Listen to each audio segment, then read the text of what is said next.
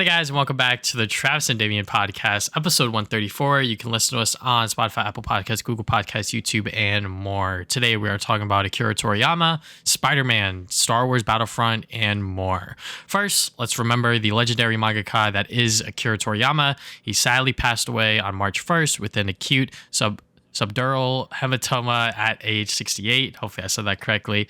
In this segment of the show, I wanted to pay tribute to him and sort of remember some of our childhood memories with Dragon Ball Z. So, I've known Damian for as long as I can remember, but I don't think we've ever actually discussed how we both individually got into Dragon Ball and sort of the impact that it has had on our lives, because obviously sort of that one piece of work has influenced so much across not just anime and manga, but also just within entertainment in general. So I wrote a whole individual Medium article piece on sort of the impact Dragon Ball has had on me. It's sort of few of the memories that I've had within my childhood. But Damian, what are some of the things that you remember and sort of how you got into Dragon Ball Z and sort of how it's shaped your viewpoint of entertainment and media today? Yeah, so I think a lot of people, I saw Dragon Ball on Toonami. I'm sure a lot of people our age probably also have that same experience. So I didn't really watch it from the start. Obviously I think I just caught random episodes and I thought it was cool as hell. Mm-hmm. I mean, it was kind of the first anime I've ever seen and kind of the only anime I've really seen for a while. It wasn't until maybe later in the 2010s where I started getting into other anime. But to me, Dragon Ball was always that's just anime. It's Dragon Ball, right? Yeah. And for a lot of people, that still is. I think Goku is such a recognizable character. And when a lot of people think of anime, they think of Goku, Super Saiyan, Kamehamehas and shit. That's just what you think of. So yeah, I remember really watching it on Toonami for the first time and just loving it. And then, since I'm a gamer, most of my experience from there was on the video games, and that's kind of how I experienced all the sagas from the start for the first time. Mm-hmm. So obviously Budokai 3 I played a lot, and then the Tenkaichi games came out. I play a lot of Budokai Tenkaichi. I have a lot of good memories with those games. I remember always playing against my brother, against some of my other friends and stuff. It's always such a good time. All the different characters, all the story modes you could go through. That's kind of where I experienced GT also. Was Budokai 3 where you could do you could fight Baby and Omega Shenron and stuff. So that stuff was always such a core memory for me was those games. And then obviously later when Dragon Ball Z Kai came out, that's where I really watched most of it all in full. Was more the Kai cut, which I think there's big debates on whether Kai is better or whatever. Yeah. But I think Kai is great to go back to, just because it's it kind of respects their time more. Mm-hmm. And the dub is just a bit better as well. I know that was a big contention and whatever, but yeah, that's kind of where I really experienced all of that. And obviously, back in the Toonami days, also saw a lot of the movies, just the Tree of Power and shit, or when he's fighting the weird bug thing where he uses Dragon Fist. I remember watching that on Toonami. Wrath of the Dragon, yes. Yeah, that one. I remember watching a lot of the movies. Obviously, the Jarumba one, I forget which one that was when he goes Fusion, into I think. Yeah, okay. Yeah, I always forget the name of the movies. I just remember watching them. So yeah, a lot of good memories of that, the Broly stuff as well. So yeah, he's just a huge part in shaping what I think about anime, and really just that gateway drug into anime, just being here it is. I mean, I've always that Pokemon and Godzilla really got me into loving Japanese media as a young child, and Dragon Ball was a huge part of it, and it still is, because we're still all talking about it today. So and obviously later on in life, I played Dragon Quest, and his designs in those games are also insane. Chrono Trigger as well. So again, like you said, he's not only done a lot for anime and manga, he also has done a lot for the video game industry as well, and that kind of just spills over to the rest of the industry as well. So yeah, just a lot of good memories in my early days, and still now, Yeah, exactly. I'm going to repeat some of the things I said within that article that I wrote in the sort of 24 hours after he passed, or sort of announced that he was passing. I mean, when I was a young kid, our friend and neighbor, James and Louie, they had a PS2. My brother, he got to try out Dragon Ball Z Budokai 1 and 2, and he wanted a PS2 because of those games, and that's sort of how we got into Dragon Ball Z and sort of gaming as well.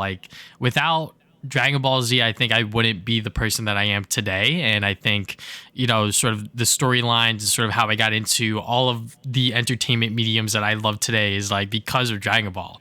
And, I still remember when, we would play, obviously, the Budokai games, obviously. And I remember when Budokai 3 was coming out, that was like a big thing because I was like the fresh new one that was coming out. And I think it was coming out around November. And I got that for my 6th birthday or something like that. Obviously, like a 6-year-old shouldn't be, playing or watching stuff like that. But I think back in those days, it was a little different.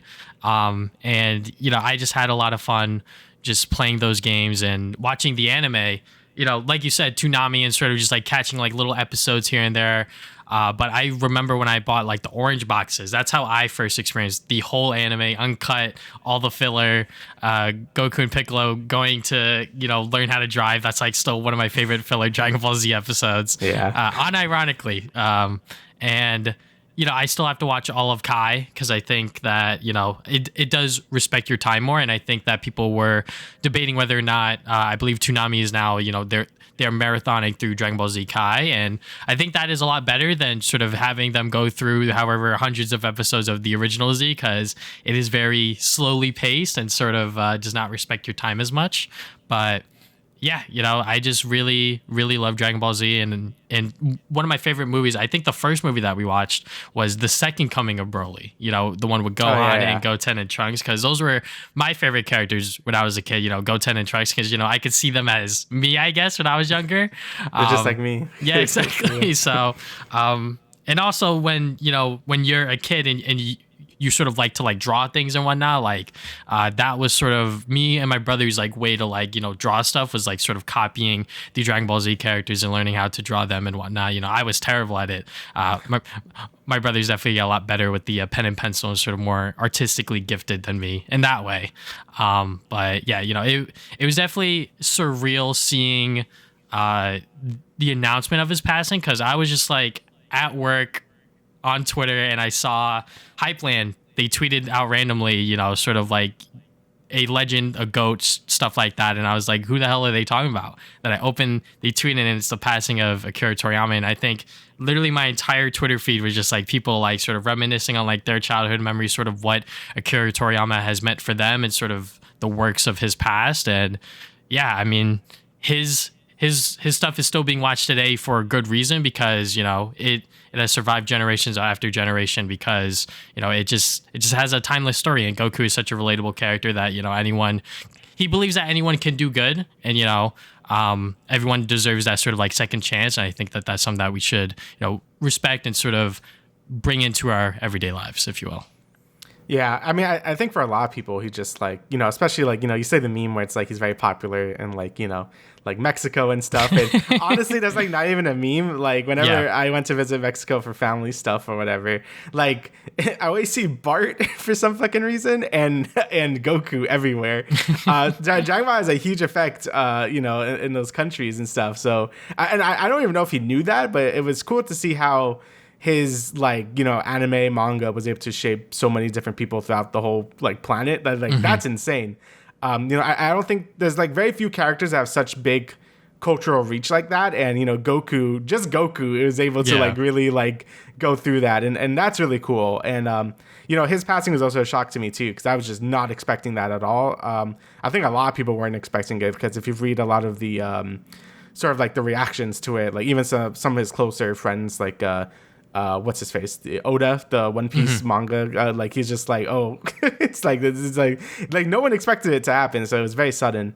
But he did leave a really long legacy, like I said, with Dragon Ball, with all his different works in manga. Like he just shaped a lot of different people, and again, like you said, I don't know where I would be without Dragon Ball either. Like it sounds really weird to say that, but it really did shape like a lot of things I would like in the future, even if I didn't know it yet. It really made me interested in anime, shonen, like just his other work in general. Like whenever I see his art style, I'm, oh yeah, that's Akira Toriyama's art style, from other things. Like that's how I got interested in Dragon Quest and stuff. I'm like, oh, that looks like Dragon Ball. So But yeah, all the things we played and watched as a kid, like it still carries over today. You know, I still am guilty of not really watching all of Super.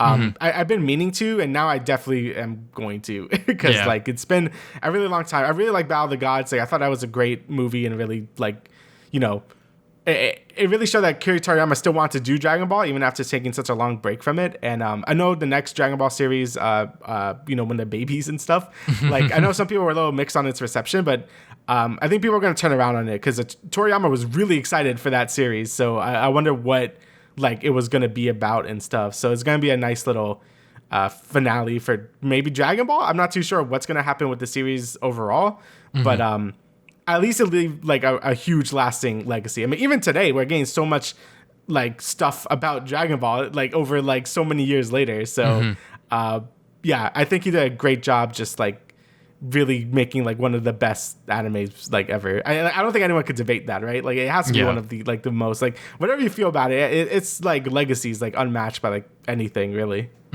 Yeah, it's definitely like one of the key sort of anime that really got into other people into anime. And I think that when people, you know, ask others about like what should I watch to get into anime, you know, people say the original Dragon Ball Z as like one of them. I think that is like a huge sort of pillar for a lot of people, and also some people might say Naruto, because Naruto was also like a huge sort of the other shonen that came after Dragon Ball Z that sort of took off and everything like that. But yeah, you know, I have a bunch of like Dragon Ball stuff that I still need to watch. The original series, I have the movies on Blu-ray that I bought a while ago because I was just like, I don't have these on Blu-ray, so I wanted to buy them. And like I said, I still have to watch Kai, which I bought all of them on Blu-ray a while back because I was like, these are getting kind of pricey, so I kind of want to get them now before they, you know, get out of print and then I have to pay like hundreds of dollars or whatever. Because you know, there's many different formats and versions that you could get Dragon Ball Z in.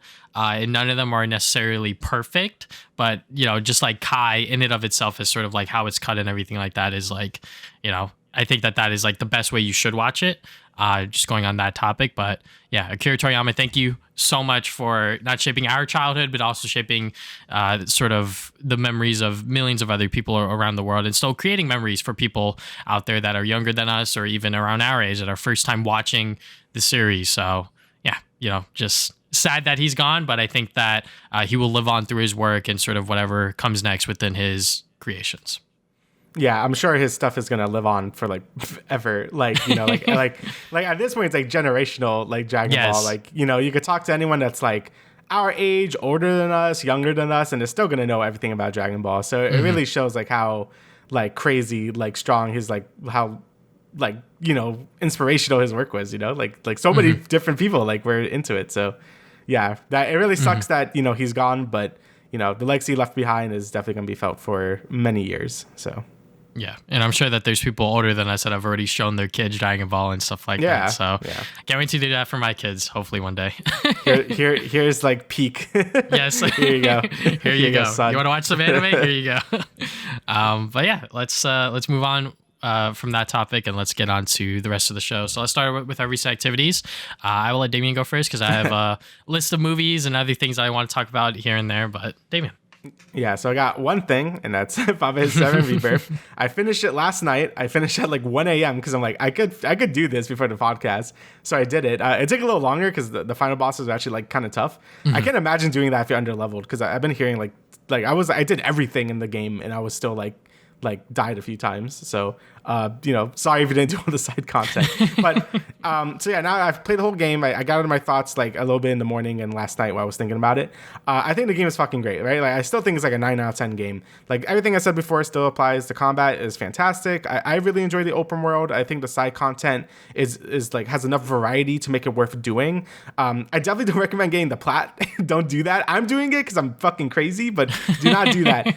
But I do think you should experience everything the game has to offer just because I think it's fun. Like I think the side stories are fun to go through. You get some good character moments. You get some nice variety with the mini games. But the platinum asks you to basically be perfect at everything. Like get the high scores in every single mini game, and that's hell. So like I wouldn't recommend doing that. But I do recommend experiencing at least most of the side content. I think it's worth it. But either way, you know, like yeah, like the I thought the open world was good. I think the game is really good looking as well. Again, like I said before, some parts of the game don't look super great, but I think most of the like locations look really nice, and they really bring these worlds to life. Like when I look at the PS1 render of like a town and they bring it to life in like PS5 graphics, I'm like, damn, they really did it. Like it just looks super nice whenever they do that sort of thing. And then really my only major complaint with the game, and it's not even super major because I kind of expected it to be weird, is the story. So yeah, I did the ending, and I know the ending is very controversial. I feel like very indifferent about it. It's gonna be kind of hard to talk about this without spoiling it, so I'll try not to. I'll try to be vague, but if you know the original 7, you kind of know what happens at this point in the story. A certain moment isn't as impactful because they're doing a lot of weird shit and it kind of messes up a lot of the vibes of what the original did. And that's sort of the major complaint. There's also another complaint, which I think is a little more dumb, because it's not like they were hiding away that this story was going to be this sort of format that's really popular nowadays.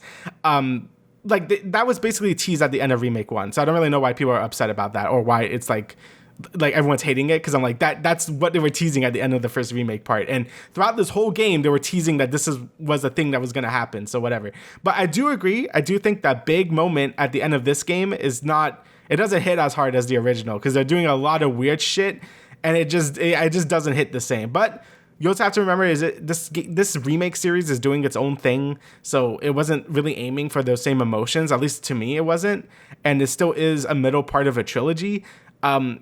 But it still is weird. Like the things they're doing is weird, and I don't know how it's gonna pay off, because they're kind of like non-committal if they want to be like a full-on remake, or like we're doing different things but not really. It sounds like I'm fucking crazy talking about this, but like I wish they would just full on commit to something, because there's like we're following the main game story, like the original game story, pretty not faithfully, but like we're following the beats of it still, but it's still changing some things, but like not a lot of things. So like they end up being like this weird middle ground. Like at this point, I'm like, they should have just done a thing that everyone thought was going to happen at this point of the game, but it didn't. So it just ends up being fucking weird. And a lot of things are left open to interpretation, like the first remake part was. So that's why I don't even think it's worth even like being that angry about it till the third game, because if the third game ends bad, then I will have more stuff to say. I'm like, okay, this just did not work, right? But this same thing how I felt about Remake 1. I'm like, I'm gonna let them cook for like one more game, because the next game is the last game, so we're gonna see how the ending folds out there. So I'm not like angry or anything. Like I think some people are being a little over dramatic, saying like, oh, that's like a whole letter point off because the ending was bad. Like I don't think it was bad. It was just fucking weird, and it's just the same way Remake 1 ended, where it's just like I see what they're doing, but I don't know if it's gonna be great. So we'll see. But yeah, I still don't think that really hurts the rest of the game. Like I think the game is still one of the best JRPGs I play. Like I said, like it's just fills me with joy. Like everything about the game is just so silly. I love the characters. The world was so fun to explore. It looks great. It's so faithful. The combat's great. Like all that stuff is so great that even if the ending is kind of like a little like whatever, I think the rest of the game carries it super, super hard. Like it's definitely becoming one of my favorite like just RPGs in general. And I loved it. I had such a good time playing this game, and there's still a lot of post-game content to do that I will do, but I definitely, in the next podcast, I will talk about other games, because I played like 100 hours of this fucking game, and I need to play something else. Like, it's kind of crazy how this year has so many great JRPGs, and like, I've only played like 2 games technically this year, like new games. I played Persona 3 and this, and those are both like 100-hour like RPGs. So I'm actually very excited to play Princess Peach, because I'm like, I need something like straight. So, and I'm probably thinking I'm playing Prince of Persia before I jump into another JRPG or try to finish up this plat. We'll see. But yeah, overall, I think the game is still great. I think the ending does fumble a bit, but I'm gonna let them cook and wait to see what part 3 is gonna be. If part 3 does end bad, then it might sour a bit of what I think about the whole trilogy as a whole. But I still think they're great games, both Remake and Rebirth. I definitely would recommend them. Again, you still need baseline knowledge of 7 to actually understand what the fuck is going on. Like, honestly, I wouldn't even recommend playing Crisis Core at this point. Like, it's kind of, I also kind of recommend doing that now. But yeah, it's still great though. Like there's still really, really good games, and it's definitely gonna be my game of the year. I don't think anything else this year is probably gonna beat it. So yeah, still like a 9 out of 10 game. Just the ending is just kind of All right, so let's talk about what I've been doing in the past 2 weeks. It's been a bunch of movies, but first up, let's start with the games. I finished Penny's Big Breakaway. That was sort of the big project that I was sort of getting to. But yeah, I mean, it's a great $30 indie game. I think that I didn't realize that like those metal bolts or whatever you collect, you can actually use those to get like mini bonus levels that are pretty much just like platforming challenges, and those are great. I played a couple of those in my post game, but for the main adventure, like it is very, very good. The fact that each world is like different in a way, not just like the environments, but like different where like the number of levels that you play, there may be a boss at the end, there may not. I really like that, you know, especially since because there are 11 worlds, and if every single one was structured the same, would have got boring, would have got tiring. But yeah, I mean, it's a fantastic 3D platformer. Like we said last time, the controls are very much like easy to understand, hard to master. And I think that when I picked it back up, like I think 4 or 5 days later, I was like, okay, I gotta like get back into the swing of things. But it is still very fun. I like that you're pretty much rewarded for doing like a bunch of combos, doing a bunch of pretty much not dying, because like you are rewarded for doing that, because if you die you lose like I think 10,000 points or something like that, which is crazy. But yeah, I mean, if you are a completionist, you have a lot here to really sink your teeth into, especially for $30. I didn't realize that there was also a shop thing that you could buy items to make the level slightly easier for you. So do that if you are struggling just a little bit. The bosses, I think that the boss fights in the beginning, they're like really, really strong. But towards the end, they're sort of just like whatever. Like they're not really that challenging, not really that hard. The final boss was okay. There's platforming challenges. I really do like that. That like it's a platformer final boss where you actually have to platform to like defeat them. But overall, like it wasn't like that crazy, that difficult. I was struggling at first, not gonna lie, because I was like trying to figure it out. But like once I figured it out, I was like, oh, okay, like this is easy. The weakest part about Penny's Big Breakaway is definitely the story, because stuff kind of just happens. You know, like when it was like she was like a felon or whatever, and she was running away from the penguins. I was like, okay, like that makes sense from like a gameplay standpoint to have like these sort of bunches of penguins chasing her around to make sure that you as the player are going through the level constantly. But like how it resolves and sort of how stuff goes around within, I guess, like the story as a whole, I'm just like, it's whatever. Especially since because the villains, you know, it's all dialogue text. So I really have to like put like my imagination, sort of like buy into like their personalities. And Penny's mute, which I think is fine, but I think that the story and sort of how the characters are portrayed could have been done a little bit better. I don't know how you feel about the story, Damian. I know you're still pretty early on. Yeah, I'm still like halfway through. I definitely want to beat it before the next podcast. I do think things just do happen. Like, you know, things just kind of happen. Like it definitely wasn't the main like point of the game. Like there's certain platformers that play more into the story, like things like Psychonauts, Ratchet, Jack, you know, stuff like that. Sly as well. This game is definitely going more for like the N64 sort of like story outlook, where like, okay, we just need an excuse for like a thing to happen. So like here's what's happening. But yeah, it would be nice to have it to be a bit more coherent. Like I think like Hat in Time also kind of goes for that angle, but I think it does it a bit better in terms of like story and stuff. But that's also a great game. You should play Hat in Time. But yeah, Penny's Big Breakaway though, like, you know, I think was more focused on its mechanics and stuff rather than like the story and world building, you know. Yeah, definitely 100%. But you know, that's just like my only like major complaint with it. It's still like an 8 or 9 out of 10 game, depending on how you look at it. And especially if you really like 3D platformers, you should definitely check this out if you haven't already. But yeah, you know, Penny's Big Breakaway, very, very fun. We'll definitely do a full-blown review on my main channel, hopefully within the next week or so. The next game I've been playing has been really goddamn random. I've been getting... Okay, so this is going to be like a little rant or blurb or whatever. So over the past, I think, 2 or 3 weeks, I've been watching a lot of Some Call Me Johnny, just to like catch up with his videos, because I think within the past 3 or 4 years or so, I've just like skipped a lot of his videos. So I was like going back through his backlog and sort of like looking at like which videos I haven't watched yet. And I've also been watching Scott the Woz, more specifically his second channel stuff.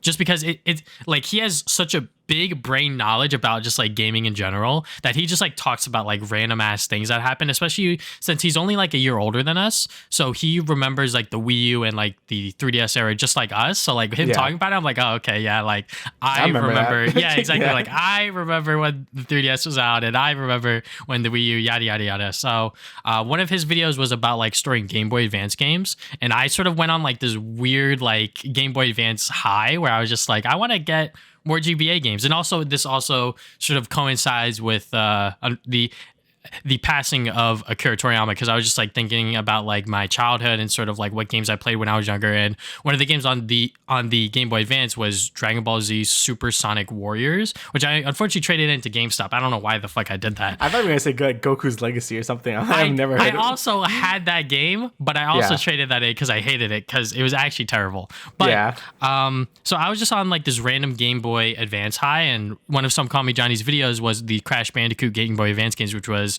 The Huge Adventure. And I played the first world of it. It's pretty much just more Crash Bandicoot. Like he literally says within his video, it's pretty much just more Crash Bandicoot on the Game Boy Advance. And because it is on the Game Boy Advance, the screen crunch and all of this other stuff, but it plays just like a Crash Bandicoot game. It's pretty fun. I've been buying a lot of random ass Game Boy Advance games, which I will do like a video on later on. But yeah, this game so far so good. You can pretty much get most of the Crash Bandicoot games on eBay for like $10 or less each, and there's only like 3 of them. So yeah, I'm excited to check out the other ones, but I first have to finish this one.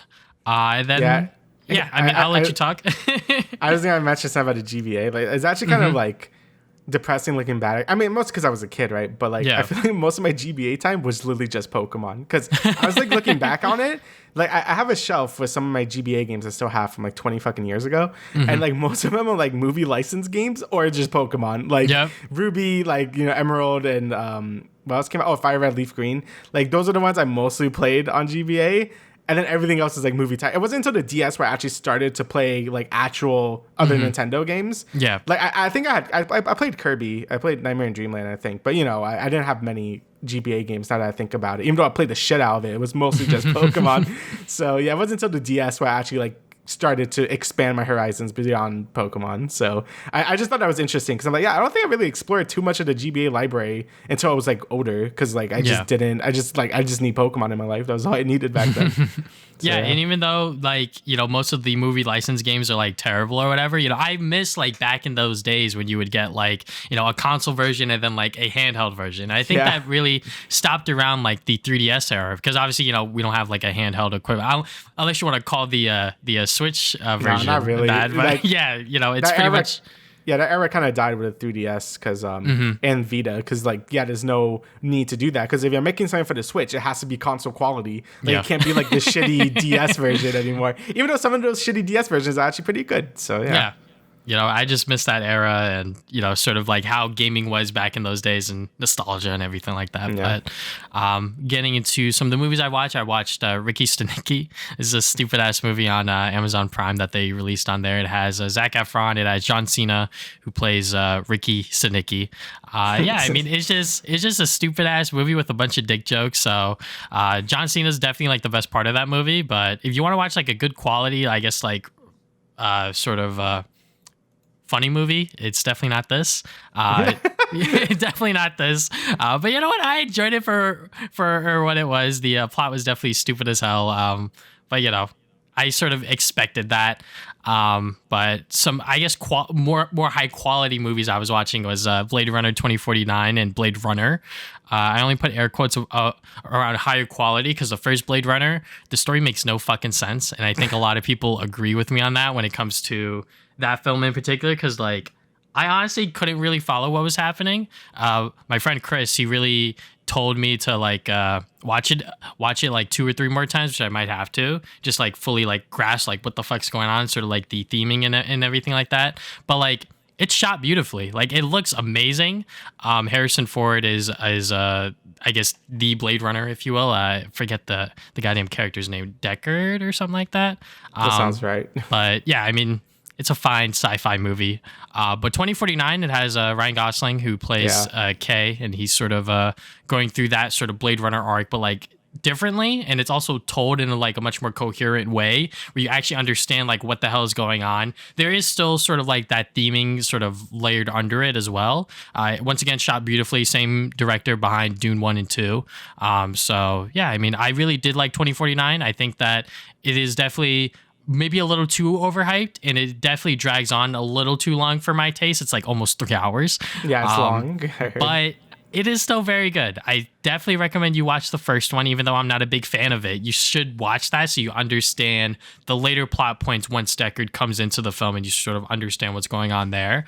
Because if you go into 2049, you're going to understand like the first half of the movie, but then I think later on you're going to get lost in sort of like Deckard's story. They do explain it pretty well, but I think that if you have all that like sort of, I guess like that 2-hour film sort of under your belt, you'll understand of it. You'll understand Deckard's story more. But yeah, 2049, very, very good. Definitely, think that it's still a little overhyped, but you know what? It's still a very, very good film.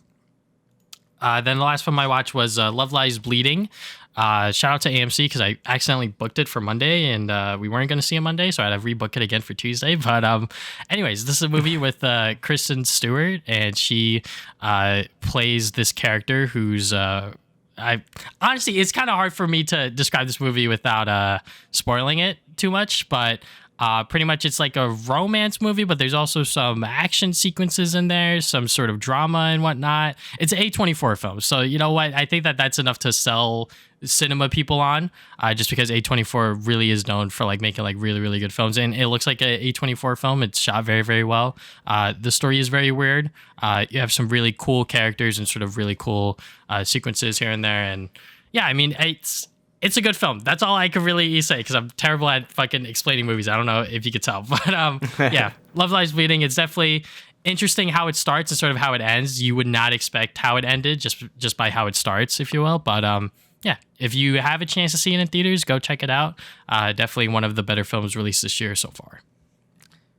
All right, so now we could get into the news. We have a bit of stuff to talk about. So first, it's Mario Day, which I still feel like is made up. And we got some announcements. So, I think the one that most people didn't, well, we saw it coming, but we didn't expect it like so soon, was the Mario movie 2. It's coming April 3rd to 2026. So, I mean, obviously we knew a Mario movie 2 was probably going to be made, but I didn't expect it to be announced like right now. It's still really early in development, I guess, because, they didn't really show too much. So, but it's happening. So if you like the first one, which I think we both did, I enjoyed it. Yeah. Then yeah, they're making the second one. So we'll see where they pull from in the Mario universe and where they're going to go with stuff. Obviously, Yoshi's probably going to be in it because of the post-credit scene. But yeah. Next, we got 2 release dates for Paper Mario Thousand Year Door Remake, which is coming out May 23rd, 2024. And then Luigi's Mansion 2 HD is coming out June 27th. And then we also got some Game Boy says GBA color games also coming to Switch Online on March 12th, which is Dr. Mario, Mario Golf, and Mario Tennis. So if you give a shit about any of those, go ahead. Obviously, I think the big ones were the first 3 announcements. They actually did show a lot more Paper Mario in the Japanese website, I believe, because I was seeing a lot more screenshots and sort of side-by-side comparisons on there. And it looks good. I think it's more so like, Paper Mario art style isn't going to look that much different in an HD setting because, it's a pretty timeless art style. So a lot of the comparisons kind of just look like, oh, yeah, it does look better, but it's like, it's whatever. It's more of like you could just play the game on a modern console. Like, that's what makes me more excited because, I haven't fully played Thousand Year Door yet. Like I played maybe halfway through the GameCube version, but I haven't actually played the full thing yet. So I am pretty excited to play this remake. But yeah, it does look good. It looks like there was some work put into it. I think there's some different music now. The overall presentation just looks a little cleaner, and it's coming out way sooner than I thought. Like I thought it was gonna be more of a November thing, but it coming out so soon is really cool. And then obviously Luigi's Mansion 2 HD. I think this is a little more like cynical because it really is just an upscaled 3DS game for $60 coming out, at the end of June. I mean, I'm probably gonna buy it as well because I do want to give Luigi's Mansion 2 another shot. When I played Dark Moon for the first time on 3DS, I thought it was like fine. Like I really love the first Luigi's Mansion. Like I really do. I played that game like 3 times. I really do like Luigi's Mansion 1 a lot. And I remember being pretty disappointed in 2. Like I didn't think it was bad. I just felt like the multiple mansion idea just wasn't really hitting that hard for me. And I just feel like every time you get into the swing of things, like you're basically over that mansion and you move to the next one. I think Luigi's Mansion 3 did a better job with that. Even then, I didn't even beat that game either. I really need to go back and beat it. So maybe that would make me actually finish that game too. Luigi's Mansion 3 is really good though, but yeah, Luigi Mansion 2 HD definitely just looks like here's just an upscale 3DS game, $60. You know, if you want to play it, buy it. I'm probably gonna do it because I'm a fucking shill, I guess.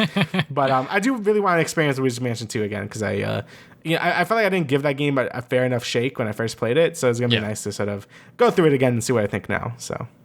Yeah, I mean, I think all of these announcements are fair enough for a Mario Day, if you will, a sort of made up thing that they started a few years ago. But yeah, I'm excited to play Thousand Year Door, not just because I could pay for it at $60 and it'd be in HD, but also the fact that it's coming out very, very soon, May 23rd. I think that is, like you said, a lot sooner than I think most people expected. But, you know, usually when Nintendo announces things these days, especially since, you know, with like things like Metroid Prime 4 that's still in like development hell, I think that they've learned where it's like, all right, let's make sure like the game's like mostly finished and we're like happy with it before we like announce it. So I really appreciate that. When they announced Thousand Year Door, I'm sure that they were like well more than halfway through development, and they were like, okay, yeah, like we can safely announce this and get people excited for it. And then when it comes out, they still had that excitement, which I think me and you still do for that game. Luigi's Mansion 2, I have a very interesting story that I don't think I've ever told on this podcast or to Damian, as a matter of fact. Lord. So I have never played Luigi's Mansion 2, but when it was coming out, I played it on the GameCube, obviously, and I was like trying to play it before it came out, and then Luigi's Mansion Dark Moon came out on the 3DS, and I never played it. I don't know if it was just because of the bad reviews or whatever, but I just never got around to like buying it and playing it. But now that it's coming out on Switch, June 27th, I think I might actually finally play it. You know, I'm interested to see how my opinion is compared to other people because, you know, like you said, a lot of people don't like the sort of multiple mansions and sort of how that worked. It felt a lot more archaic-y, I believe is what people say it was, just because it was on 3DS and because it was on a handheld. Obviously, it's on a Switch, which is, you know, half of that. It's a home console and a handheld at the same time. So I'm sure that there's still going to be like that still like core game design where it's going to have like the multiple mansions you could like pick up and play, you know, whatever levels and whatnot. But you know, I'm excited to actually finally play it and try it out. And them announcing Mario Movie 2, I think that was just them being like, well, we got to like throw in something else in here for our Mario Day. So yeah, 2026, that's expected. I can wait for as long as needed to make sure that that this next movie is as good, if not better than the first one. You didn't play Luigi's Mansion 3, right?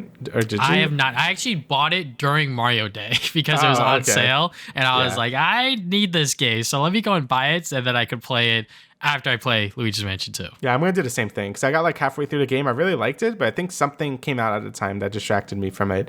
And then I just never finished it. I hate when I do that. I don't really do that as much anymore. I really commit to beating like games now. So I really need to go back and finish that. It was a great game. I really did like Luigi's Mansion 3 a lot. But yeah, regardless. All right, so before we talk about the next topic, which is Spider-Man The Great Web, I want to preface this segment and say, yes, we did not talk about the Insomniac leaks when they were attacked and their information was released online, including titles like Wolverine. So why are we talking about The Great Web?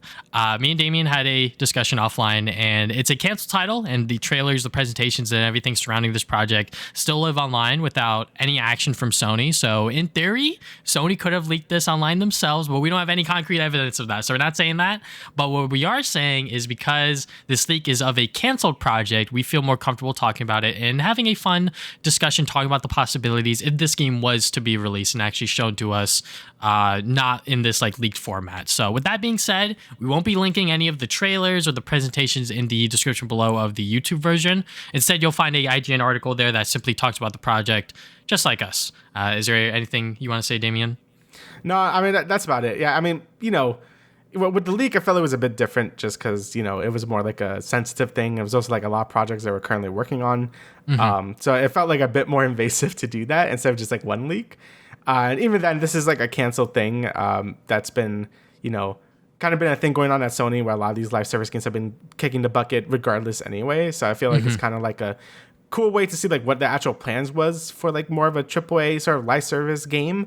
Because there's no telling if it would be good. I mean, we have like Suicide Squad, and that was kind of a disaster. So I think it's kind of cool to like look at what like in a Sony live service game was going to actually look like, and what maybe the other Sony studios were maybe going to do. Like maybe this was sort of the same format that Last of Us was going to do. I don't really know. So it's going to be interesting to see. Like, you know, we have details on it, so it's going to be interesting to actually talk about like how this would have worked anyway. And you know, since it wasn't as big of a, you know, massive data breach, I guess, as the last leak. It feels a bit more like safe to just be like, okay, this is what this is, and this is what we think about it. So yeah. All right, so the details of Spider-Man The Great Web. It was going to be a live service online multiplayer Spider-Man game. It was canceled, but it was slated for the end of 2025, early 2026. It would be an alternate Spider-Man Insomniac universe, so it wouldn't directly tie into the games, but it would be sort of in like its own off-branching universe. There were going to be multiple PvP and PvE activities, and there was going to be an 8-season plan from 2026 all the way up into 2030. So yeah, obviously they did not take this sort of project lightly. They had an extensive plan in terms of what they wanted to do with this project. And obviously, because they've done, I think now at this point, 3 Spider-Man games, was Spider-Man 1, Spider-Man Miles Morales, and obviously Spider-Man 2. They asset flipped a lot of the stuff that we saw within those leaked trailers. And obviously it looked good because they already had those assets ready for us. And, just having like the different Spider people look, like Spider-Gwen, 2099 Spider-Man, like that would have been cool. And I think that one shot of like all of these Spider people just like running across like all together, I'm like, man, that would have been fucking dope. Just like playing with your friends, sort of like everyone being Spider-Man. I think that is just like a fun and cool concept in it of itself. But the fact that Insomniac had like a extensive idea and sort of how they sort of put all of this together, I think it all worked out. To a certain extent, obviously, now that Sony is like, we don't really want to do this live service push anymore. So now they sort of kick the bucket, and now this thing probably will never come out. Obviously, Buzz Online happened, and people were very, very excited to see this hopefully come out. Maybe it could possibly be revived or whatever. But I think that dream is long dead. Yeah, I mean, I think it just comes with the live service like sort of format. Because yeah, they could make a good single player Spider-Man game, but how well does that translate into a live service model with like like PvE end game stuff and like loot? I guess if there's gonna be loot PvP, like how would that work? And it also had to sink a lot of resources into this, because like you said, they wanted to support this to like 2030 or some shit. Like that's insane. And I think one of the Naughty Dog, I don't know if it was Neil Druckmann, I forget who said this, being like, oh, we could either continue making single player games or we could just make like this one game forever. And then they just chose the alternative because making one single multiplayer game forever just sounds like not fun to them. So yeah. I'm sure like Sonic had good reasons to cancel this. Like if you told someone like, oh, we're making a Suicide Squad game, right? Like that sounds cool. Or we're making an Avengers like multiplayer game, right? Like that sounds cool. But in execution, it just turns out to not be really good. And it just comes off as feeling really half-baked and stuff. So I'm sure there was a reason why this was canceled. Like I'm sure just a lot of systems were just not working out, or maybe it was just too resource intensive, like in terms of like actual money to develop it. Like I think there was a reason why this happened. Now, is it cool? Yeah, it is cool. Like being able to like swing with your friends as other spider people and taking out bad guys and stuff, like that sounds fun. I think they probably should go the approach of what Ghost of Tsushima did, where it's like they have the sort of like free Legends mode, where it's like this multiplayer mode. It's not a live service thing. It's just like a multiplayer free update mode that you could play, have some fun with your friends, and maybe it's a few missions, and you kind of get like the vibe of what they wanted to go for. I think if they ever want to resurrect this project to something like that, I think that would be cool. Like, it doesn't have to be a full ass live service game with seasons or whatever. I feel like we kind of lost the plot with that. Like I feel like every multiplayer game nowadays has to be a live service game. Like it can't just be like here's just a fun multiplayer game you play with friends and that's it, like for like 10 hours or something. I think that would suit this a bit better, because I can't really see, like, I love the Spider-Man games a lot, like 1, Miles, and 2, but I can't really see them how they would add long-term progression or anything, because by the end of, like, the 20-hour story, I'm like, I feel like I can't really add any more to my Spider hero. Like, what else am I going to add? Like, So, and a big part of these live service games is, like, power. Like, you want to get more powerful and stuff, and just having stat boosts is boring as shit. So, like, I wonder how they were going to do stuff like that. I'm saying this as someone that does play a lot of these games, like Final Fantasy 14 or Warframe. Like, there's a lot of stuff you got to consider with this, all of this live service mumbo jumbo. So yeah, I do think there's a reason why it was canceled. But again, it does suck because thematically, like, it's really cool. Like having like this not Spider-Verse, like, open world thing with a bunch of spider people. That's cool as shit. But I think there was a reason why Sonic ended up just canning it. So. Yeah, it was definitely going to take a lot of resources and a lot of money. But, like you said, I think if they ever wanted to resurrect this, make it like a free update patch or even like a DLC thing where it's just like, you and like a couple of other Spider people, 2 or 3 friends, group up together and just do like a couple missions to take down a sort of Spider-Man villain. I think that would be really, really dope. But obviously, like as a live service thing, all the way up until 2030, I don't know exactly how long Insomniac Games would actually be able to fund that and also do all of their other single player projects that they were planning at the time. But, now that it's fully canon canceled, it is what it is. I think that them canceling it may have been the best course of action. Obviously, we may never know, because I think that this potentially could have actually turned around the whole live service or superhero sort of shtick, where it's like every single superhero live service game has been really disappointing and sort of has never really taken like, I guess, like the mainstream at launch. And I think that this game could have done that, but I don't know how long it would have lasted up until that 2030 sort of margin where they had 8 seasons planned or whatever. So, yeah. Yeah, it's just like, I don't know. I feel like if there was someone I do trust with a live service game, it probably was a Insomniac, because I think they have proved themselves they could do pretty good multiplayer stuff. Some of the Ratchet stuff. Say what you will, like they still made it work. I know the Resistant games, like I didn't really play too much of Resistance. My brother did, and he loved the co-op. Like he thought the mission design, the class design were all really good for that, and that's a really important thing when you're making like more of a PvE live service game. So I wonder if we're gonna sort of like flex those legs and be like, all right, this is how this is gonna go, because they have experience with stuff like that. But I guess we'll never know. I mean, I would rather prefer them to keep just making single player stuff. Like, that's just my opinion. I'd rather have like more, whatever, Wolverine, Spider-Man, obviously Ratchet. Like I want more of that as well. Like I'd rather have that than them just committing like 8-7 years into like just one live service game, So, but that's just my opinion.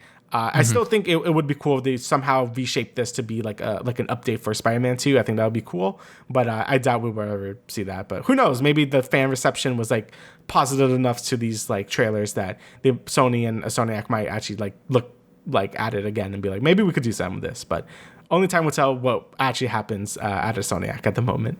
Yeah.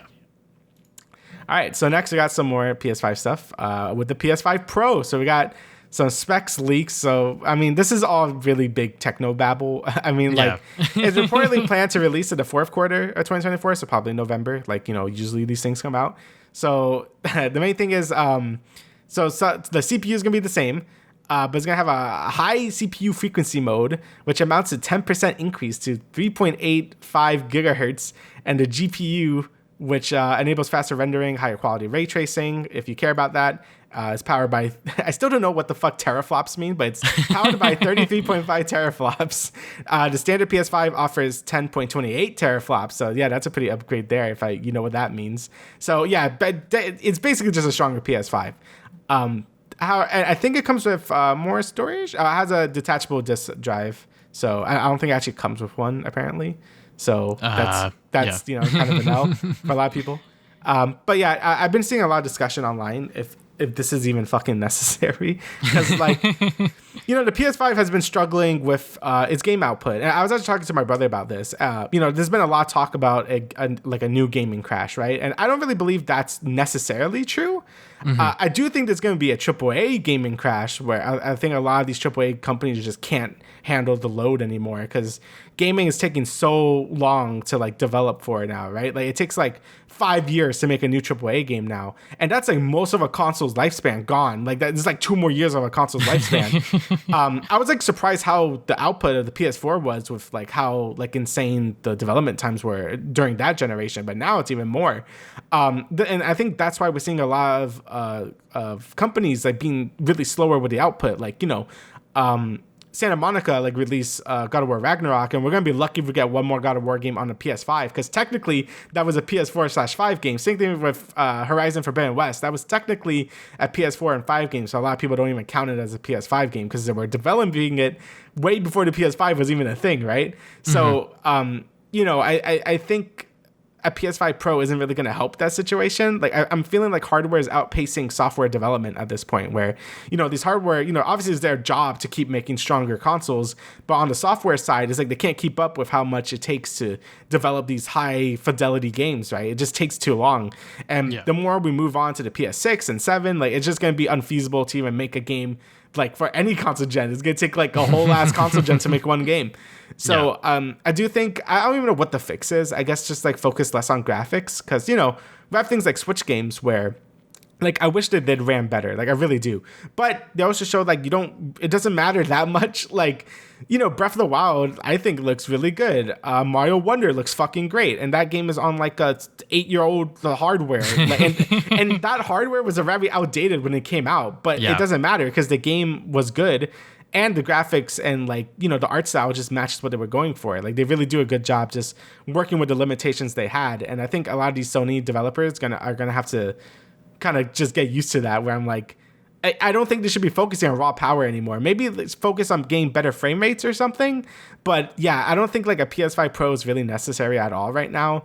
And I think a PS6 is just going to be like overkill at this point. So I don't know. If I had the answers, I would be like rich, right? But I have no idea. But either way, I do think like the AAA gaming market is seeing like a big crash on like how sustainable this is, Yeah, I mean, I didn't get a PS4 Pro when that came out because I was just like, I just got my PS4, and what does it do? It makes the games run better slightly. I'm like, all right, fine, that's cool. I don't mind waiting a little longer for the loading times or the graphics to be slightly worse or whatever. Like, that never really mattered to me.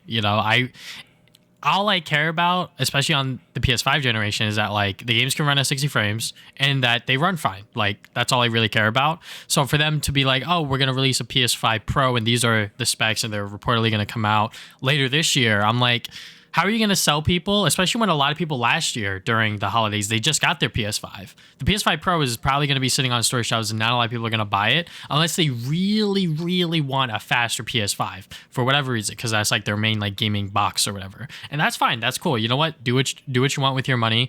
But I feel like also them having it have a 1 terabyte storage thing is kind of stupid, because a lot of games take up like half that space, which is crazy. And, that sort of goes on to the point that Damian brought up, where it was like, game development and sort of how long games come out is like taking a lot longer and longer and longer. And that there is a potential gaming crash within the AAA space, which I think is true. There's a lot of AAA games that are coming out that we hear about and then we don't sort of get to see it or play it until like 3 or 4 years later, which is fine. Like I wish that we would just like not know about it and then just have the game come out, or have us hear about the game a year or two before and then it comes out and then it's all, silky smooth or whatever. I think that these big studios really need to sort of buckle down and really think about like, okay, yeah, like obviously like these games sell well and like people like these like really high profile, really well-known franchises like The Last of Us, Spider-Man, God of War, etc. But we should also look at the fact that, we should be developing other games that are within the maybe brand new games that these developers are sitting on these pitches, and sort of we just need like the PlayStation publishing funding from it, and then we can make this game a reality. And you know what, that might kick off and that might become like one of the next big PlayStation games or whatever. Or Xbox is like obviously like guilty of this because they have like hundreds of studios, but they don't really do anything with them other than just like help them fund the project, and they don't really guide them or sort of make them a part of like the Xbox family as a whole or whatever. So I think that we should just like focus on like smaller games and just like make games that are just good. I think that that's like the big thing. Just like make games that are actually good, that function properly on launch, because, there was like a big thing with Spider-Man 2 and sort of, Spider-Man Twitter is always talking about how like Insomniac rushed the game or whatever, which is true. Like it's not necessarily their fault. I think it was mostly on Sony to be like, we need this game to come out on October 20th or whatever that date was. It was like, we need this game because this is our only holiday game for the PlayStation 5. We need to sell PS5s or whatever. And I'm like, okay, you know what? That's fair. But at the same time, it's like the game suffered from it. Like there were a lot of bugs and glitches when that game launched. And also the story elements of that game really suffered within the third half. And, it just sucks that we're in this position where like these games, they take so long to develop and make, but at the same time, we're still rushing them out for whatever reason. Yeah, I think it's just because they take so long to come out that, I think like the bigger publishers get like scared and be like, yo, you gotta take this shit. You gotta it has to come out at some point. And, you know, I feel like a lot of companies don't let them cook, but now it is taking a very long time to cook. Like, I'm patient with games. Like, I could wait forever for, like, a sequel as long as it's good. But, you know, it's starting to become, like, unsustainable to a lot of people. And, you know, I think Japan has been kind of killing it lately, and that's because I think their dev cycles have been a lot shorter as well, just in general. Like, they've been like a lot of things, and I'm going to use Rebirth as an example. You know, they borrowed a lot of things from Remake, and also like sort of like kind of built on top of it. Same thing with they made that little DLC with Yuffie, and it's like, okay, here's Yuffie, so we already got her done, so we could just focus more on other stuff in Rebirth. And, you know, yeah, it was still like a 4-year wait, but, you know, it came out really well, and I think they use a lot of their resources really well as well, you know. But I don't know. I feel like we just gotta focus on maybe making some smaller titles. Maybe like don't focus too much on like how fancy the grass looks, I guess, and just like just make sure the game is like fully complete and functional. You know, that's all I really care about. I mean, yeah, again, bringing up Rebirth, like, yeah, a rock texture might look kind of bad, but I'm like, I don't really care. Like, the game is still like a 9 out of 10. Like a few rock textures could look a little bad. Like, I'm not gonna like cry about it. Like, if the game is good, I don't care. So like, you know, I don't need every game to have like realistic ray tracing. Like, I think ray tracing has to be the most useless like graphical thing. Like, it looks nice when it works, but you have to sacrifice so much for that shit to work. And I put so much research. Like, who cares? Like, make like if that's gonna add another fucking year or whatever, like, just don't add it. Like, I don't know. I guess we'll see how. I mean, I'm not that cynical about like gaming today. I'm like, oh, like I think like these last few years have been fucking insane for video games. Like, they've been so good.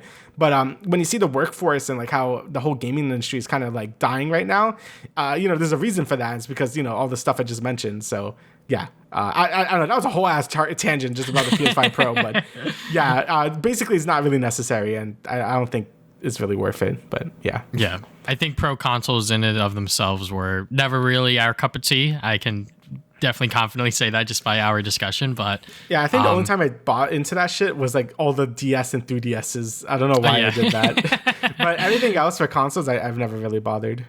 Yeah, I think that pro models of consoles is just not necessarily worth it at this point, because if there's any significant leap, it's just going to be the next generation at that point. So yeah, you know, the PS5 Pro, you know, if these specs are real, and I'm sure that they are accurate to a certain extent, then you know what, you can expect that to hopefully release sometime this holiday season, and I wouldn't be surprised, like I said earlier, for them to just sit on shelves and no one really buy them. Mm-hmm. All right, so next bit of news, we got a little bit of a gaming disaster that happened, which is Star Wars Battlefront Classic Collection. My heart. The game came out. I pre-ordered it for me and my girlfriend, and we tried to play it on launch day, and it fucking blew. This shit sucks. And on top of that, it looks like Star Wars Battlefront modders found further evidence that the Classic Collection used their mods despite the developers promising that they wouldn't. So it seems like that they were also just stealing other people's work without really crediting them or paying them for it, which is kind of crazy as well. So yeah, I mean, if you were thinking about buying this game, just don't. Just fucking don't. What me, Damian, and my girlfriend did, we just bought first we refunded it to go and get our $30 or $40 back. And then we bought the newer Battlefront, which came out in 2017 by EA, and we just played that. It functions, it works well, you know, even though people are fucking overpowered and strong, at least I was able to shoot people and have fun, right? So yeah. So obviously this sucks for me. I fucking love Battlefront 2.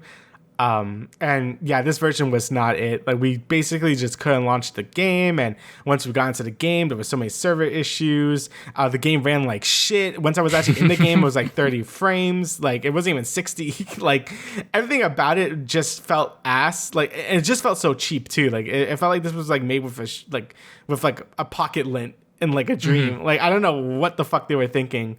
And then obviously on top of stealing mods, it's like now I'm like, I was gonna like be like, maybe if you're on console, get it, I guess, because at least on PC you could get the Steam version and then mod it to make it look really nice, which is what I did after I refunded this, because I still want to fucking play it, damn it.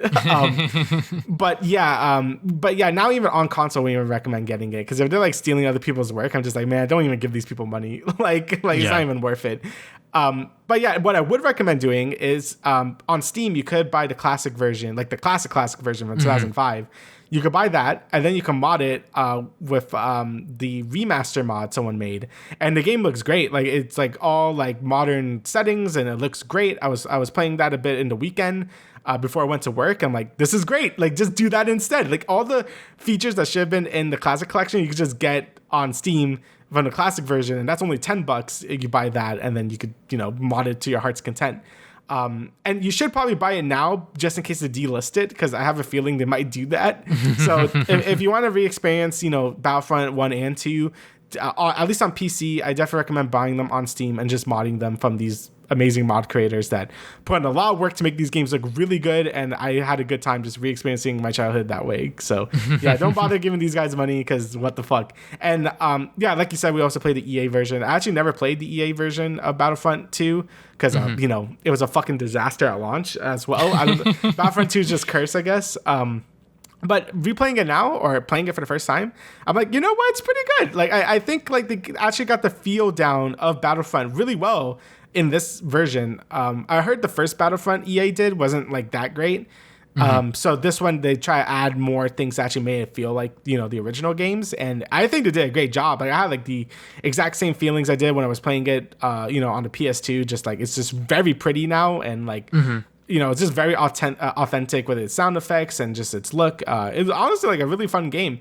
The only problem is like people are like very over leveled nowadays because it's like an old game, and you just kind of get killed because people have like a bajillion health and armor and whatever. But it still is a really fun game. Like it has a pretty sizable player base on PC too. It's like 1,000 people playing, which is kind of insane. So if you want to play Battlefront, either buy the original or buy the EA version. Don't even bother with this shit. So yeah.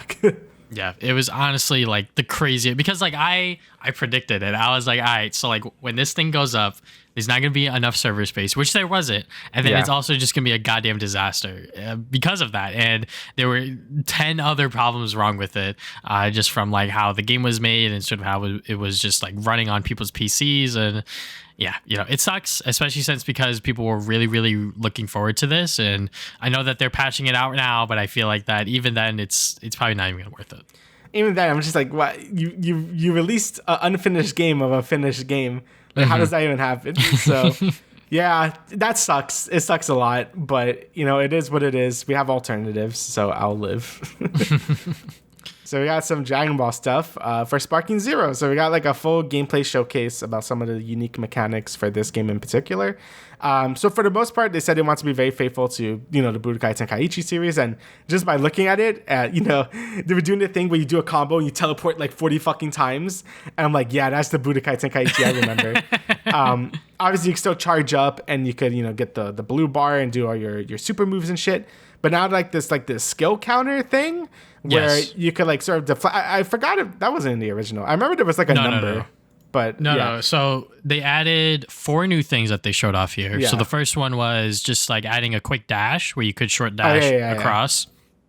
To go and make it feel more like the anime, and also just like be able to just get into your opponent's face faster. And then that skill count thing does 2 things. So the first one I believe is called the revenge encounter or something like that. So pretty much if someone's like wailing you could do that, use 2 of your skill counts, and then you could hit them back and it stuns them and knocks them back. And then it's the other one, burst. Yeah, it's like a burst from fighters. Yeah, pretty much. And then the other one is when someone throws like a Kamehameha or a Gallic gun, you could use 2 kill counts, or skill counts, I should say, and then you could deflect it. I forget exactly what they called it. Yes, it looks very, very cool. And then the last one was like a mid-range thing that you could like sort of teleport behind them real quick and then just like wail them or whatever. So they're adding new things in here to go and make it modern for the Dragon Ball Z Budokai Tenkaichi series, but also it looks and still feels, hopefully, just like the original games. Yeah, just from the gameplay they showed, I'm like, man, this looks like just like Budokai Tenkaichi, just like really pretty.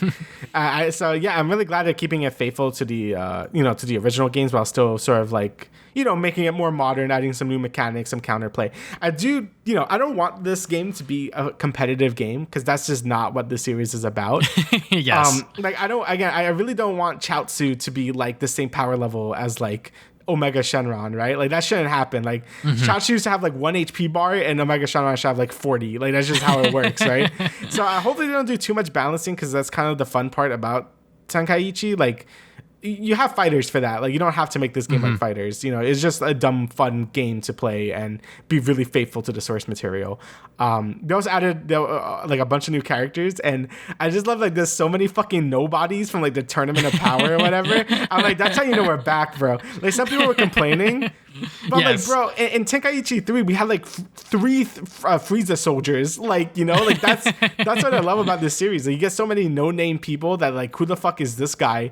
But like, it's cool because it's just like, who cares? There's like 100, like over 100 character slots. Like, put whoever you want. So it's good to see Super get a lot of representation, obviously, because it's like the new thing.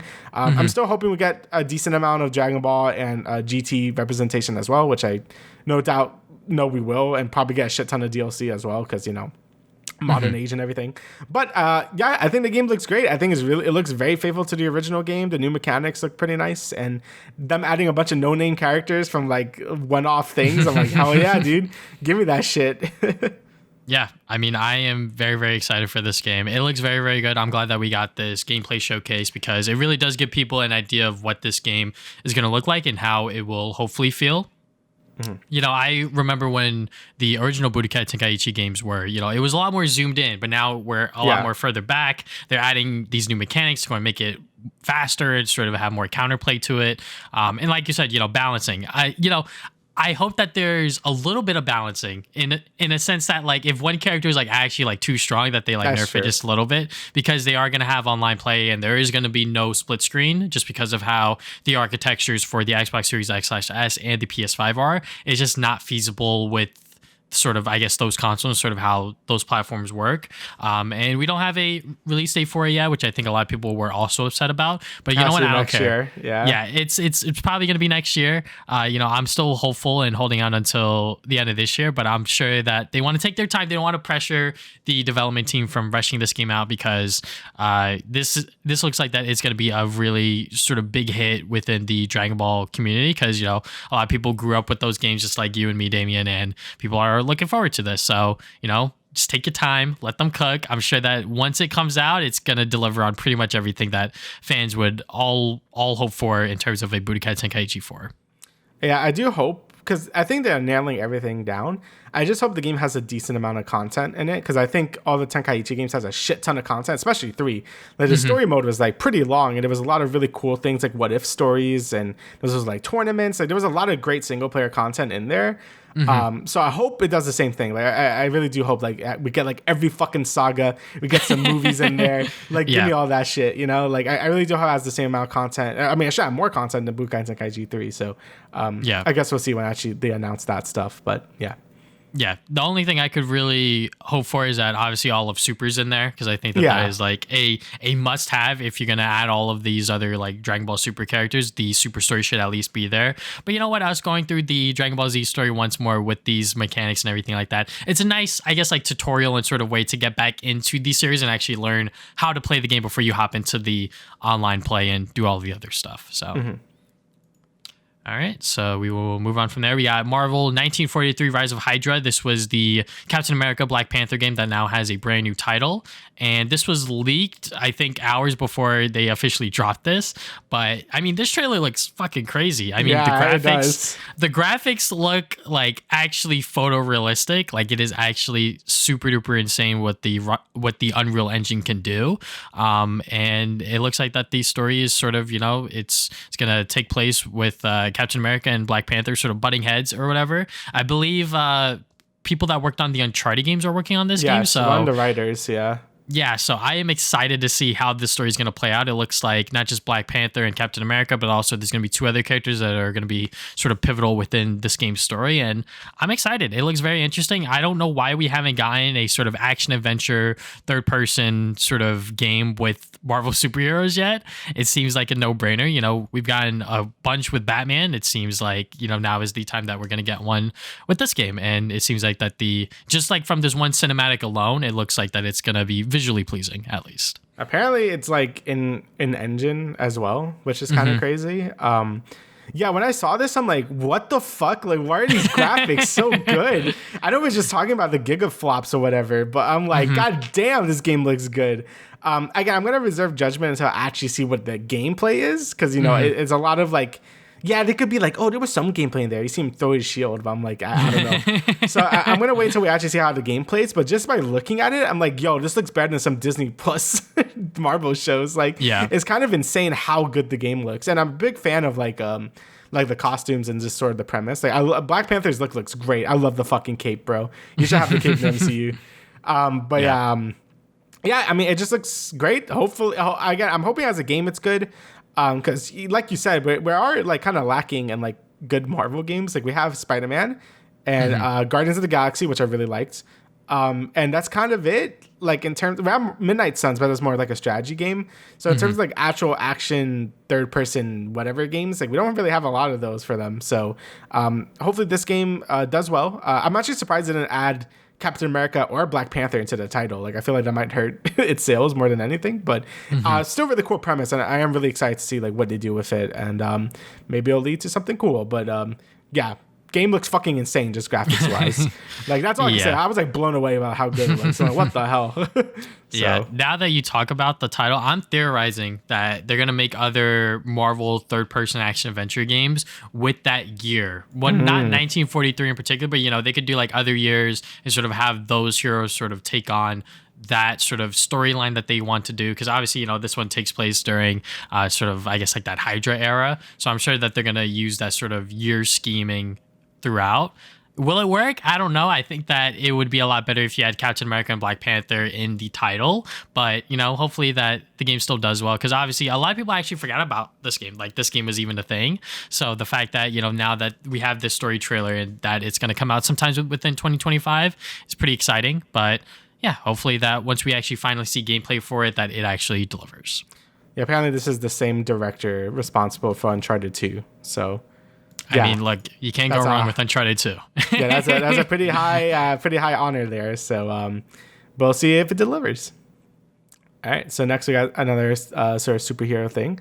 The Batman 2 being delayed to October 2nd, 2026, which is a pretty big delay. When the original came out? It was supposed to come out. The original came out, I think, in 2021. I could actually look it up right now. Wow, Rabbi, holy shit. But 2022. My apologies. Oh, okay. March 4th, 2022. You see, like it was early 2022, so I was just getting the dates mixed up. But anyways, it was originally set for October 2025. So now that we have to wait a additional year, sucks. But you know what? That is worth it. What sort of Matt Reeves and Robert Pattinson are doing with this interpretation and this version of Batman is great, and I cannot wait to see what Part 2 has in store. I think that this is definitely by far one of the best Batman movies, definitely within the top 3, just because it has the character portrayed in such a good way. Obviously, I think the Bruce Wayne stuff is lacking a bit, but I'm sure that we're going to get more of that stuff within Part 2, hopefully, because this is like the origins of sort of Bruce Wayne and Batman and everything like that. So, yeah. Just excited to see what this film has to offer. And you know what? Take your time to cook, because I think that whatever that they are working on within this movie is going to be all worth it. Yeah, I mean, I really enjoyed the first movie like quite a bit as well. I wonder if that Penguin show is actually going to be good or not, because I think that's supposed to be happening soon as well. Yes. So I guess we'll see if that connects to this new Batman universe, I suppose. But this and the Joker were like both like some of my favorite DC movies in a while, and I'm sure for a lot of people as well. So hopefully the sequels could stand up, because I know the Joker 2 is going to be kind of weird. So I wonder how they're going to approach the Batman 2. Especially because the other sequel of the other trilogy, The Dark Knight, that was like a fucking amazing movie. So I wonder how they're gonna do sort of a sequel with this new Batman. So I guess we'll see. Also, I'm happy to this universe of Batman still exists. Like he didn't get dragged down by the whole DCU bullshit. So that's nice. Because I think Batman kind of just works as his own thing anyway. Like I think like same thing with Spider-Man. Like I think Spider-Man just works by himself a lot of the time too. Like he doesn't need other people with him. So, but yeah, full ass delay is a long ass delay, but hopefully it comes out good. Yeah, a whole year. There's a lot to work on, so I'm sure that it'll all be worth it. Next bit of news we got here is that all 8 Spider-Man movies are going to be back in theaters. If you haven't gotten your tickets yet, get them now, because seats are filling up. So starting on April 15th, you will see the first Sam Raimi Spider-Man in theaters that Monday only, and then next Monday is going to be Spider-Man 2, etc., etc. So it's going to go through all 8 Spider-Man movies. Who decided to put this show on a Monday? Oh, yes. So a lot of people were sort of discussing that and everything like that. But yeah, I mean, this is just how they're doing it with sort of limited releases or whatever. Within my area, there's only 2 theaters and they're all at 7 p.m.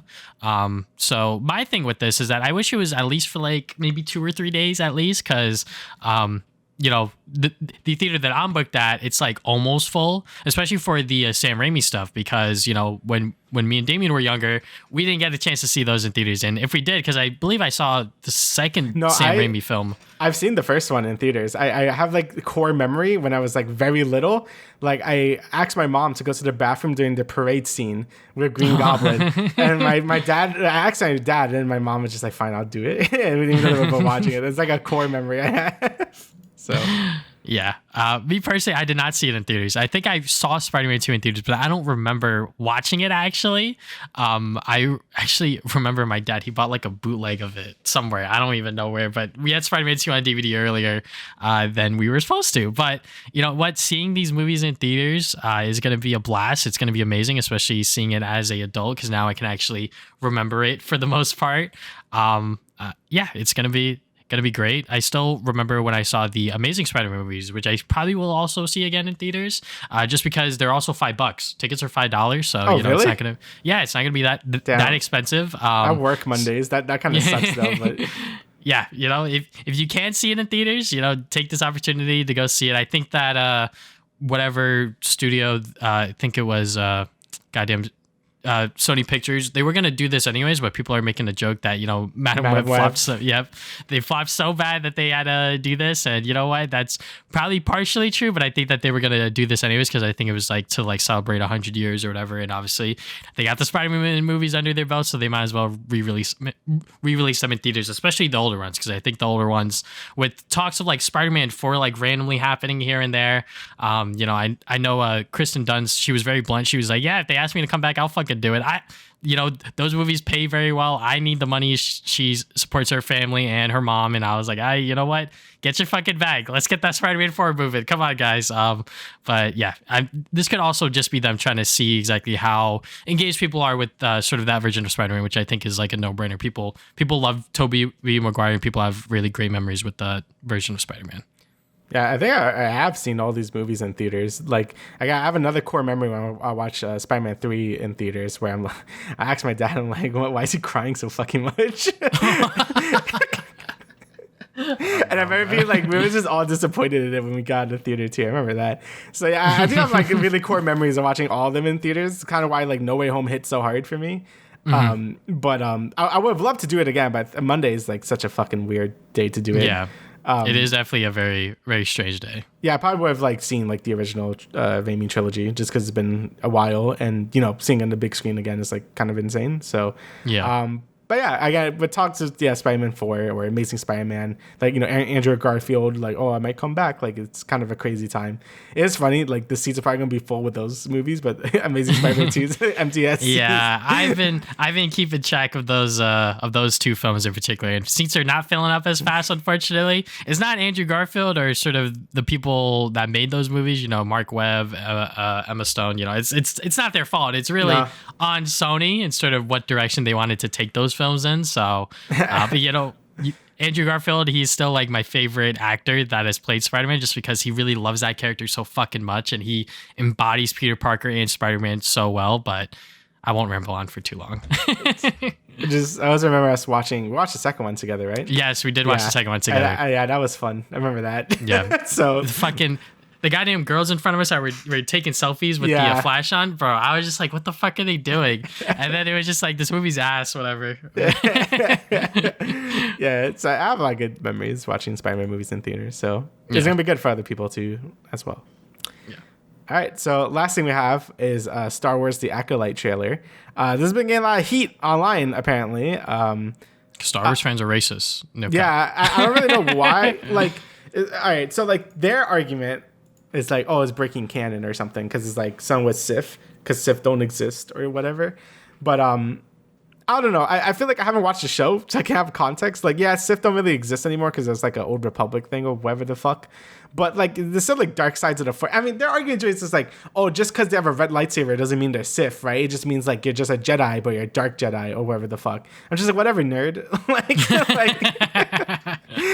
it's just like whatever. And then there's the other stuff where it's just like, yeah, like, you know, being racist or whatever. And I think the main showrunner is like a woman or something. I don't know. Like they get into the culture war stuff, and then it's like a whole thing because Star Wars fans are fucking terrible, and I hate them. But I think the premise for this looks cool. Like I think having like this whole who's this dark Jedi doing stuff like killing Padawans. I guess I think that's the premise of it. Like just this person like killing a bunch of Jedi. So I mean, I think it's just cool to see a bunch of Jedi. I always love it when there's a shit ton of Jedi doing stuff because we grew up with that prequel era, so we're more like pilled on like there has to be a million Jedi because that's just like how it is. And I kind of love that era of Star Wars as well. So it's kind of cool to get something in that. Again, I don't know until the show comes out because we all were excited for Obi-Wan and that ended up being kind of whatever. So I'll wait until it comes out. I think Star Wars shows always kind of a mixed bag if they're good or not. So I'll give it a watch. I do like the premise of it. So yeah, well, I guess we'll see when it actually comes out. Yeah, this trailer, I mean, I really liked it. I think that this show is going to be really hype and really, really cool. The initial poster that they showed to announce that the trailer was going to drop the next day was that went hard. Really, that shit was crazy. It was like the blood with the fucking lightsaber. Yeah. I was like, yo, this is going to be great. And apparently, with this show, they're not using as much CGI or something like that. I forget exactly what it was. I think it was called like the new volume or what it was called. Anyways, so pretty much the show's going to be very grounded in terms of like how it's going to look, which I think is great because CGI and sort of VFX and everything like that, it has its place. But I think as of late, especially within the past couple of years, it's been overused a lot. So the fact that they're also talking about how the narrative is similar to Andor. Each episode is going to be around 30 minutes. There's only going to be 8.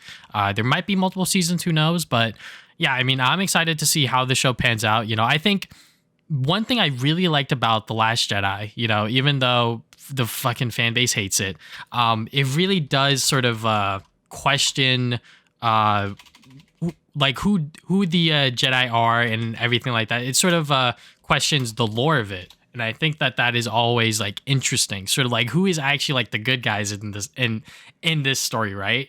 And if we're gonna have another show that sort of questions that and sort of who these characters are, because like as long as like the show's good, right? Like as long as it has good writing, good characters, good sort of plot beats and everything like that, I think that will be fine. Having them be, oh my god, it's breaking the canon, it's like changing stuff around. It's like as long as it makes sense and it sort of fits within the story that they're telling, I think I'm always okay with it. Yeah. Obviously, I guess like I don't even know what is something that you would like change significantly that I really love. Like Spider-Man or even Sonic, like obviously like there's like 20 billion different versions of those characters. And I feel like Star Wars can also have that because it's a big franchise. You could do a lot of things with it. So it's sort of like having it sort of constructed within these set of rules it has always been stupid to me. Yeah, it's also like George Lucas didn't fucking care about canon. I mean, just put things that look cool. Like I feel like Star Wars lore and stuff is such a fucking mess. Like Disney like annihilated half the legacy catalog. Like most of it is not even canon anymore. So like I don't know. I feel like they could write whatever as long as it's good. Then I don't care. Like it has some Jedi, some Sith, or not Sith, whatever you want to call them. Just do the thing and it'll be fine. And like you said, I do like the ideas of them exploring more like the dark sides of like the Force or whatever the fuck, and how obviously Anakin's the most obvious example of like that with Jedi being like evil or whatever, but I think other games have went into it, like the Old Republic MMO has some really cool things where you can play as like a dark side Jedi, and that was always really interesting because they value their like authority and power more than like the feelings of people, because being a Jedi is like have no feelings or whatever, but that can also be seen as like a bad thing, right? With the Sith is like, oh, let your emotions run wild and that's how you get your power, but that can also be seen as like a good thing because like you empathize with people. So that's an interesting dilemmas there with both the light side and dark side stuff. So I wonder if they're gonna get into that in this. Again, we don't know. It's just kind of like a short little trailer anyway, so I won't really judge until I see it. So yeah. All right, and that is it for this episode of the Travis and Damian podcast. Is there anything else you'd like to add, good sir? No, that's everything. All right, so thank you guys for listening, checking out this episode, and we will see you guys 2 weeks from now with our discussion on Princess Peach Showtime. Yes. Later.